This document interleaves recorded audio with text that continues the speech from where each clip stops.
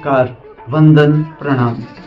कृपया ओम हिमांशु श्री का हार्दिक वंदन, नमस्कार, प्रणाम स्वीकार करें। आज मैं कुछ बात आपको स्पष्ट कर रहा हूँ ज्योतिष के बारे में। जो मैंने समझा, जाना, वो आपके कानों तक पहुंचा रहा हूँ। ज्योतिष का अर्थ होता है, ईश्वर का अर्थ भी प्रकाश है, और इस प्रकाश की ज्योत अर्थात हमारा जो अंतर प्रकाश है उसको ईश्वर कहा जाता है, जिसमें हम हमारे भीतर की शरीर की संवेदना, हमारे विचार और भाव की संवेदना को देख सकते हैं, समझ सकते हैं। ऐसा प्रकाश है हमारे भीतर, इसे ईश्वर कहा जाता है। और इस मार्गदर्शन को ज्योतिष कहा जाता है। अब ये जो ज्योतिष किस तरह से प्रकट हुआ, उसका मैं उसकी बात कहूं आपको कि जब ऋषियों के पास साधक साधना करते थे और परम ज्ञान को उपलब्ध हो जाते थे, अर्थात जो जिसे हम कहते हैं संसार, जन्म मृत्यु के फेरे से मुक्त हो जाना, पूर्ण मुक्ति प्राप्त करना, तो इस पर काम शुरू हुआ कि साधक तो अनेक साधक काम करते हैं, साधना करते हैं, तो कोई मुक्त हो जाता है, कोई नहीं मुक्त होता। इसके ऊपर ऋषियों ने काम शुरू किया कि कब ऐसा समय क्या निश्चित किया जा सकता है कि एक साधक है, वो साधना कर रहा है तो इतने सालों के बाद ये संसार सागर है वो पार कर जाएगा या जन्म मृत्यु के फेरे से मुक्त हो जाएगा। ये विज्ञान चला एक समय, भारत में इस पर बहुत काम हुआ, ऋषियों ने बहुत काम किया कि ये निश्चित किया जा सकता है कि ये जो साधक है वो साधना कर रहा है तो कितने सालों के बाद इसकी साधना पूर्ण फलित हो जाएगी और ये संसार सागर पार कर जाएगा। इसमें से ज्योतिष प्रकट हुआ, फिर ये संसारियों के हाथ में आया।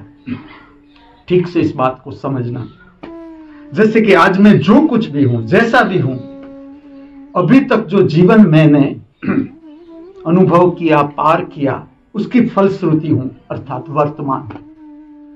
सूर्य के प्रकाश के किरण से हमारी यात्रा शुरू होती है। ये सारी बात अपने अनुभव के बिना मत, लेकिन सुन लो। मैं आपको आध्यात्मिक विज्ञान से परिचित करता हूं। जैसे विज्ञान है, मैं भी विज्ञान का विद्यार्थी रहा, तो प्रारंभ में हमें पता नहीं कि H2O अर्थात पानी, इसमें H के पास 2 क्यों है, O के पीछे 2 क्यों नहीं, ऐसा पहले कुछ पता नहीं। लेकिन हम स्मरण कर लेते हैं कि पानी का जो फॉर्मूला है वो H2 है। कुछ भी पता नहीं है, लेकिन फॉर्मूला हम कर लेते हैं तैयार, सही। इसी तरह से कुछ सिद्धांत ऐसे हैं जो आपकी आगे की यात्रा में काम आएंगे। हमारी सबकी यात्रा प्रारंभ होती है, मैं आपको कहूं, सूर्य के किरण से, और ये किरण बदल जाती है पार्टिकल में, और वहां से हमारे जीवन की यात्रा प्रारंभ होती है। वहां से लेकर अभी जो मैं आपके सामने बोल रहा हूं, ये मेरा जो अभी तक का जीवन है उसका टोटल समेशन है, उसका सरवाड़ा कहो तो ये सरवाड़ा है, अर्थात वर्तमान। अब ऐसा समझो, प्रत्येक समय जैसे एक वाक्य में पूरा करता हूं, वाक्य शुरू करता हूं, वर्तमान में शुरू होता है वाक्य, भविष्य में नहीं हो सकता।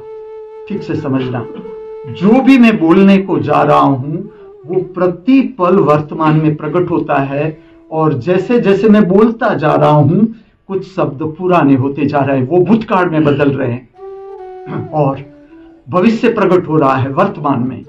अर्थात मुख्य जो समय है, मुख्य समय, ठीक से समझना इस बात को, वो है वर्तमान। हम जरूर भविष्य के लिए चिंता भी करें, अभ्यास भी करें। मैं आपको कुछ मार्गदर्शन करता हूं किस तरह से आपको भविष्य को जानना है, लेकिन मैं ये बात जरूर आपके कान पर डालूंगा, वर्तमान को खोना नहीं है, वर्तमान को। अब आपको कैसे पता चलेगा कि हमने वर्तमान जीवन ठीक से जिया है?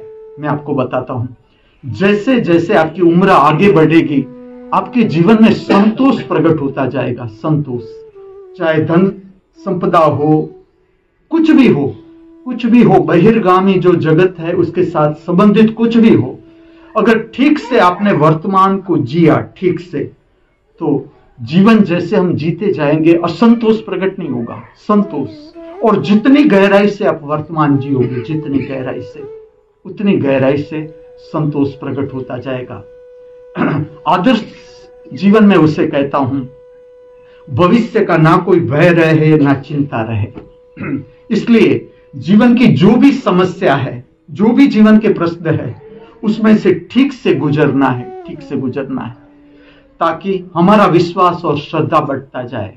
ऐसा नहीं कि हम जीवन जीते जाए, श्रद्धा घटती जाए, कम होती जाए, भय बढ़ता जाए, चिंता बढ़ती जाए, तो उसका अर्थ है हम कुछ चूक रहे हैं, चूक रहे। मैं स्पष्ट आपको कर देता हूं क्या चूक रहे हैं। वर्तमान अर्थात जो आज का दिन है, जो हमें जीवन ऑलरेडी मिल ही गया है, हमें जरूर चिंता करें भविष्य की, लेकिन वर्तमान को खोना नहीं है।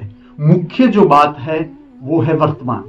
अब आप जब ज्योतिष के पास जाते हो, मैं आपको ऐसा कहूंगा कि अगर आपको रुकने का मौका मिले तो जो लोग ज्योतिष का काम कर रहे हैं उसके साथ आप रुक जाओ, ठीक से रुको और ठीक से अभ्यास करो। ज्योतिष का जीवन जो बता रहे हैं, मार्गदर्शन दे रहे हैं, कुछ गलत नहीं, ये भी सही है, लेकिन आप ठीक से, मैं आपको विज्ञान बता रहा हूं, मैं आपको वास्तविकता से परिचित कर रहा हूं, वास्तविकता से जीवन की जो मैंने जाना।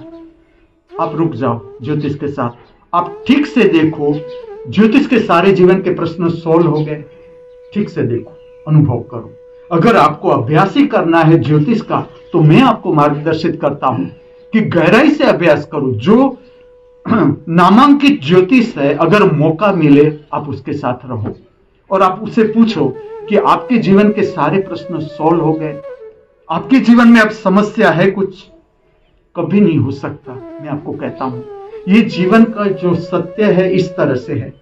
समस्या आप ठीक से समझना, जीवन के दुख पीड़ा संताप इसलिए है कि मनुष्य को अभी पहुंचना है ज्योतिर्मय जगत में, ज्योतिर्मय अवस्था तक पहुंचाने की इस सृष्टि की व्यवस्था है। अभी तक हमने जो यात्रा की है, अगर ठीक से आप दर्शन करोगे, हमारी जो भी समझ है आज जीवन में, जितनी भी समझ है, वो इसलिए है कि इतना दुख हम पार करके आ गए। जितना आपने दुख पार किया उतनी आपकी समझ बढ़ती जाएगी, जीवन के प्रति श्रद्धा और विश्वास बढ़ता जाएगा। ये मुख्य बात है। तो ज्योतिष जो है वो केवल भविष्य की समस्याएं सोल्व करने का मार्गदर्शन नहीं, आप जरूर करो, उसका उपयोग करो, जो बताते हैं वो भी करो। मैं वो ना नहीं कहता, मैं उसका विरोध भी नहीं करता, लेकिन आपको ठीक से इसका विज्ञान समझना है। तो ये एक ऐसा प्रयोग था कि कब इस जो संसार की पूरी माया है, हमारे भीतर है माया, इसमें से कैसे मुक्त हुआ जा सकता है, इस पर ओरिजिनल रिसर्च वर्क जो ऋषियों ने किया, ये इसलिए किया। लेकिन वो संसार में जब आया तो उसका रूप बदल गया। उसका रूप ऐसा हो गया कि क्या क्या हम करें तो जीवन की समस्या सोल्व हो। लेकिन आप कभी भी जीवन की समस्या को बाहर के दृष्टि से सोल्व नहीं कर सकते। ये व्यवस्था ही इसी तरह से है, सृष्टि की व्यवस्था ही इसी तरह से है कि जब तक आप पूर्ण ज्योतिर्मय अवस्था अर्थात पूर्ण ज्ञान अवस्था प्राप्त न कर लो, तब तक समस्या नहीं मिट सकती। जो मैंने जाना आपको बांट दिया। अब मैं एक और बात बताता हूं। अगर ज्योतिष से आपको पूछना ही है तो आप आज का दिन पूछो कि आज के दिन में मेरे साथ क्या क्या होगा। मात्र आज का दिन, कि आज के दिन में जब मैं रात को सोऊंगा तब तक मेरे साथ क्या क्या घटना हो सकती है। और ये अभ्यास आप स्वयं कर सकते हो। मैं आपकी रीत बताता हूं।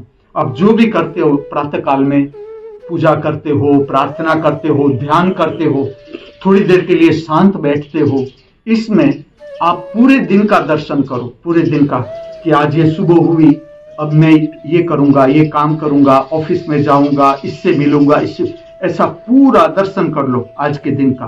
और रात को सो तब इस पर फिर से आंख ले जाओ कि सुबह में मैंने ऐसा दर्शन किया था कि आज ये व्यक्ति मिलेगा, आज ये मेरा प्रॉब्लम सोल्व होगा, आज ये पैसा मुझे ले दे जाना है, आज ये काम करने जाना है। क्या ये हुआ कि नहीं हुआ? धीरे धीरे धीरे आपकी भविष्य के प्रति दर्शन शक्ति बढ़ती जाएगी, क्योंकि उसका भविष्य का सोर्स, भविष्य कहां से आता है आप ठीक से समझना। भविष्य प्रकट होता है वर्तमान से। वर्तमान क्या है? जो भूतकाल की यात्रा की हमने, उसमें से वर्तमान प्रकट होता है प्रतिपल। भविष्य क्या है? जो वर्तमान है वो आगे जाता है, आगे जाता है। कभी भी भविष्य अलग नहीं हो सकता वर्तमान से। जब भी हमारे हाथ में आता है, ठीक से देखना कि जो कल है, जैसे कि आज शनिवार है, कल रविवार है, जब रविवार आएगा, आज भविष्य है रविवार, लेकिन जब रविवार हमारे हाथ में आएगा तब वो वर्तमान ही होगा। तो मुख्य बात जो मैं आपसे कहूं ज्योतिष संबंधित, वो ये है कि वर्तमान जो हाथ में है उसको चूकना नहीं है। और भी बताऊं, समझ लो कि जीवन की एक समस्या है, आप अपनी बुद्धि पूरी काम पर लगा दो कि ये जीवन की समस्या है, उसमें मैं आज क्या कर सकता हूं। तुम करना शुरू करो। जीवन की जो भी समस्या है उसमें मैं आज क्या कर सकता हूं, तुम करना शुरू करो। और देखो किस तरह की शक्ति तुम्हारे साथ आ जाती है कि जब कल आएगा तुम फिर से सोचो कि आज का दिन है, उसमें जो मेरी समस्या है मैं कितना कुछ कर सकता हूं।